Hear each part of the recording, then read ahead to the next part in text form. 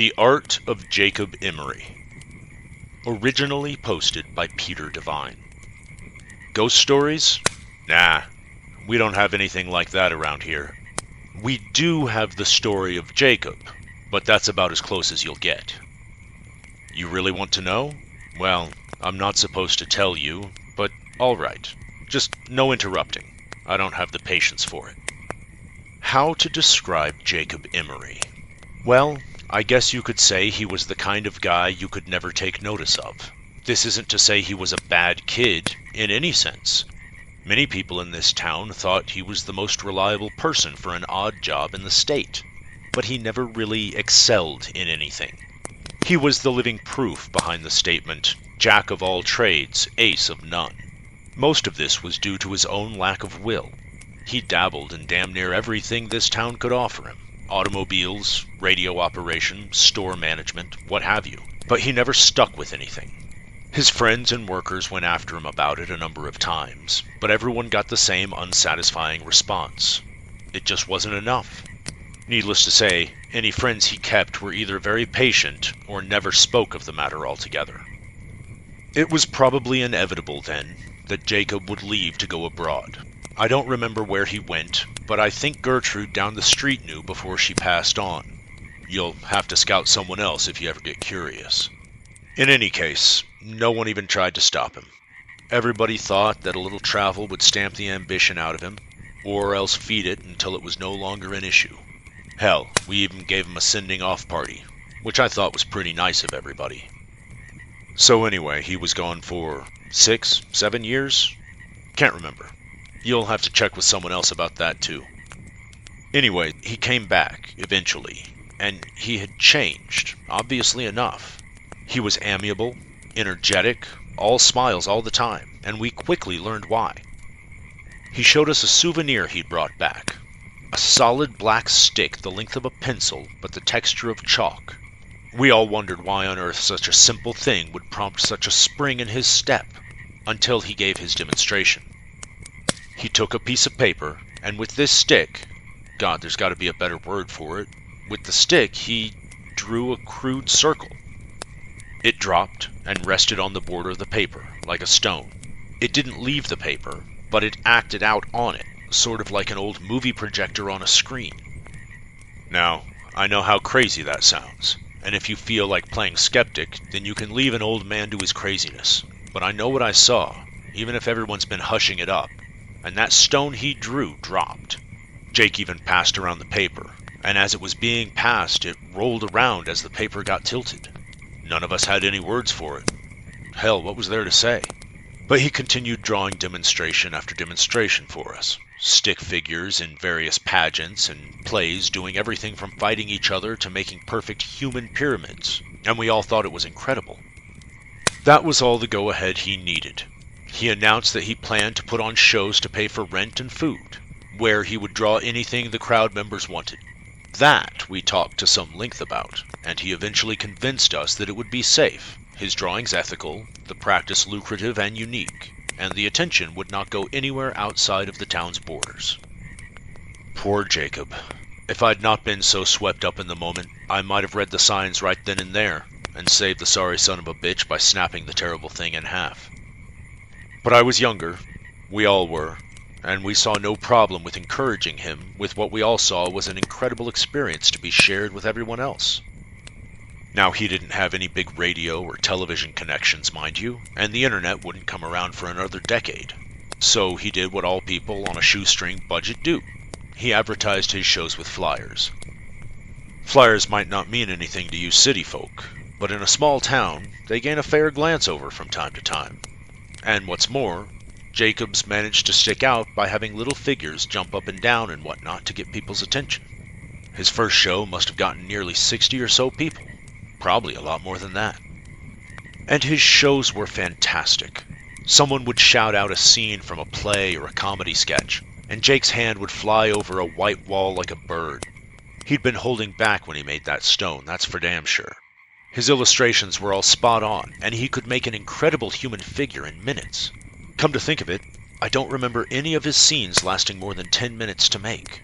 They were all really well done scenes, too.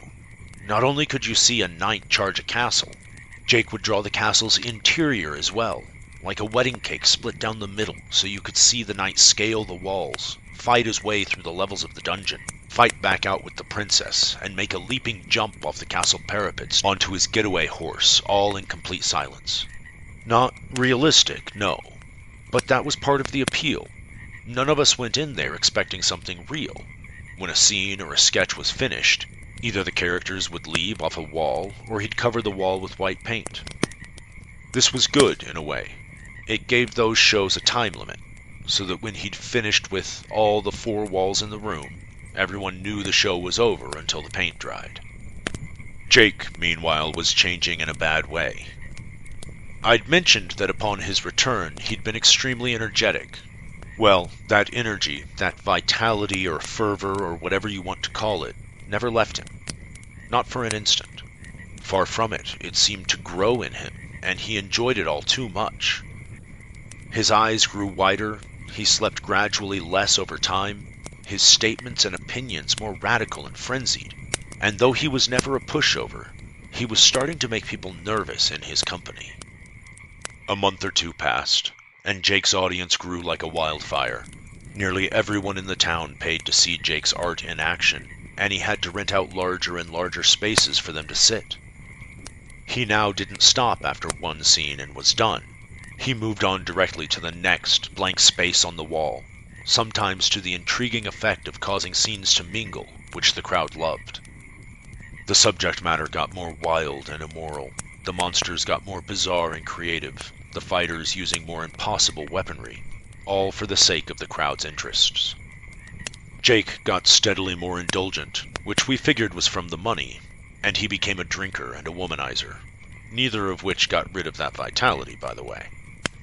Some of those women claimed that they'd woken up in the middle of the night to see him scribbling with that stick on a drawing pad, a gigantic grin on his face, and while most of them said that they'd assumed he was drawing them in the nude, there's rumors that 1 or 2 of them got glances at that notepad. Those anonymous few supposedly said that those drawings absolutely weren't nude pics, but neither of them, whoever they are, will say what he was drawing. Don't bother looking for the notepads or flyers, though. They're all gone now. I'm getting off track. Point is, he was hitting the bottle, and that's important because it was that drinking that would eventually ruin everything. On the night of one of his performances, as he walked in front of his cheering crowd, it was immediately apparent to everybody that he was completely drunk. I was in the front row, and I could smell the bourbon on him from 10 feet away. The show started, he went through a bunch of sketches and scenarios the crowd recommended, when at the end someone asked that he draw himself. Everyone cheered the idea. I guess they'd been wondering what his creations thought of him, and he eventually obliged. No sooner had Jake finished connecting the final 2 lines on his coat, then every single character across that vast, expansive wall all stopped and looked directly at that illustration. Lovers stopped kissing, clowns stopped laughing, robots stopped fighting pirates. Everything stopped and looked at the Jacob illustration. The crowd died almost instantly. I remember Jake's face at that moment, pale white, full of terrible comprehension at his mistake, and looking desperately for the cans of white paint he'd forgotten to put out before the show. Everyone else? They were looking at fake Jacob. That Jacob reached into his jacket pocket, pulled out a black stick of his own, and as we all watched, drew a door. He pushed on his side and the door swung open, allowing him to walk through onto the floor of the auditorium. The rest was an absolute hellish pandemonium. People screamed and ran for the exits as Jacob's characters, both those currently on the wall and those which had previously left before being covered up, ran out of their own exit, throwing pies, shooting lasers, blowing fire and poison, and the impossible. I was near enough the exit to escape, and gave only one backwards glance. The scene will haunt me forever. Jacob Emory was being dragged by his creations, kicking and screaming, through the door his copy had made. The auditorium burned down, obviously enough, but I have no idea how many characters escaped, what happened to the fake Emory, or how many people died. The fire brought the fire department from the nearest cities up to over 100 miles away, They in turn brought the police force, which brought the government, which hushed up everything. They took the flyers and any art Jake had made, and swore everyone to secrecy or else life detainment.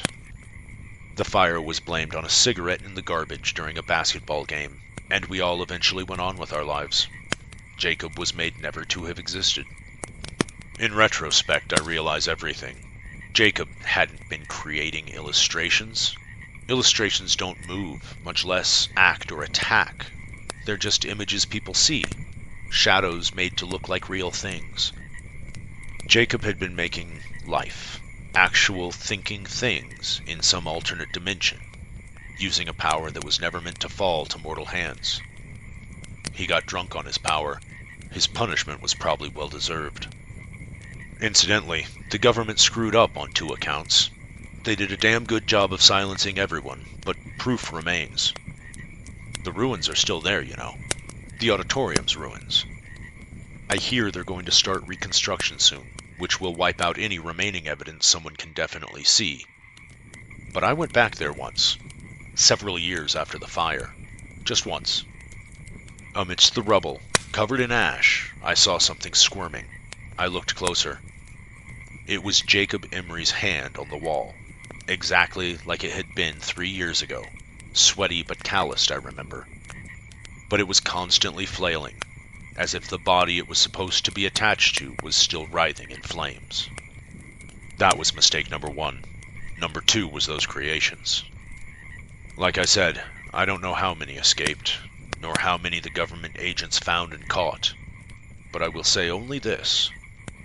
Those tall grass meadows on the outskirts of town, don't go into them, ever. You were asking about those white figures you've seen at night, right? Yeah. This town doesn't have ghost stories. If you are enjoying this show and would like it to keep existing, please be sure to like, follow, share, and subscribe. To support us directly, search Cram Network on Patreon. That's CRAMM. Find us on Spotify, YouTube, Rumble, and Twitch to find even more shows you'll enjoy.